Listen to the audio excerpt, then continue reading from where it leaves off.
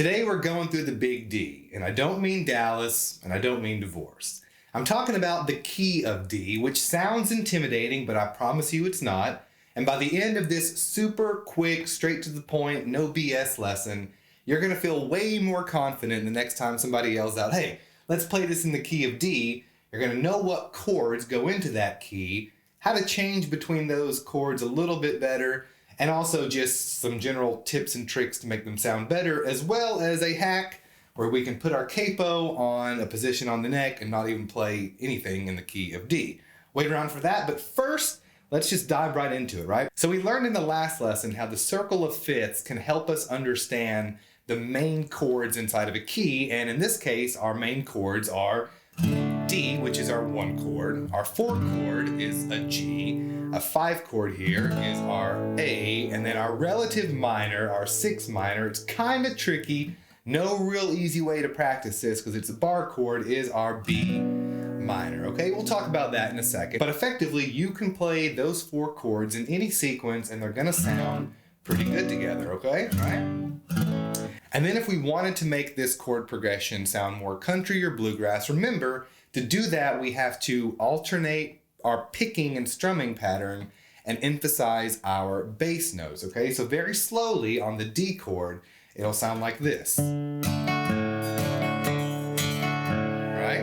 We're just alternating that 1, which is the D note, and that 5, which is A note, right?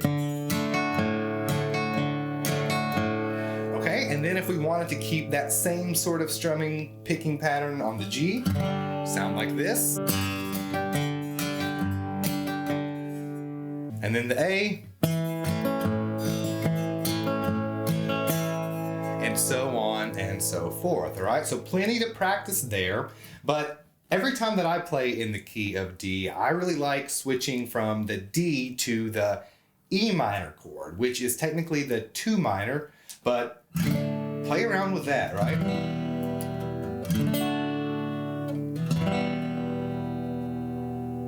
It reminds me of that old John Hartford tune, Gentle on My Mind, which has a really melodic sort of walk down sort of thing. It goes like this. It's knowing that your door is always open and your path is free to walk. Right into that E minor, the 2 minor. And here's a mistake to avoid.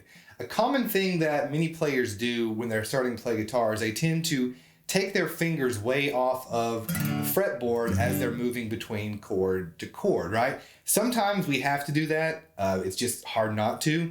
But here's a quick tip if you're changing from the D chord to the G chord, right? Get that ring finger and just keep it where it's at. Don't move it, right? If you're ever making that switch, right? Watch my ring finger. It stays planted on that B string of the 3rd fret, all right? So just look at it that way, because if we start looking at our chord changes as to how we can sort of make shortcuts, start really making more sense over time, and you sort of learn and understand these hacks. Which brings me to the final point in this lesson. Let's say that you're really wanting to play a song and it's in the key of D, but it's got like so many of those B minor chords and the changes are fast and it's really hard to play. Well, if we take our capo, put it on the 2nd fret, and then play out of the C position, which if you don't know, let's look at our circle of fifths, right? Our previous D chord just becomes a C position, right? The previous G chord in the key of D is now an F. And then the 5 is a G. And then our relative minor, that B minor, becomes that A minor, right? And you're asking, well, explain that. How can putting on a capo put us in the key of D? Well, when we don't have a capo on, play a C, we are in the key of C, all right? So think of the capo as just moving the nut here on the guitar. And we think about it that way. We move the nut here, we play the C, we are in C sharp.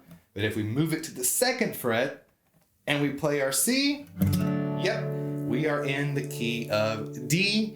My little hack is that 90% of the time when I play in the key of D, I usually have the capo on the 2nd fret and I'm playing out of the C position. So feel free to do so as well. I think that the key of D, call it open D if you're not playing with a capo, just out of that position. It's really cool. There's a lot of stuff you can do with it, but the faster you start sort of playing in that key, and when you have that 6 minor, that's when you really want to put that capo on and just play it out of the C position. It's that much easier, and it makes it sound a lot better.